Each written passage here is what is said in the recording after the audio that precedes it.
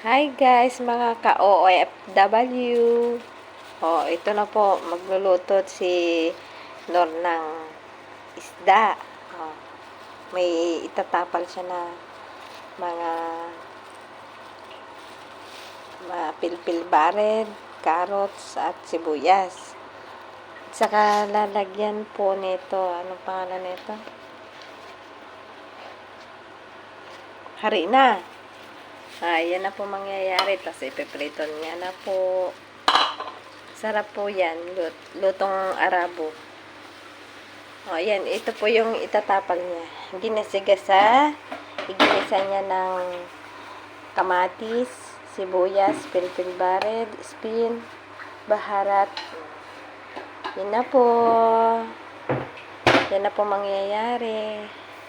After po, ipiprito na po siya.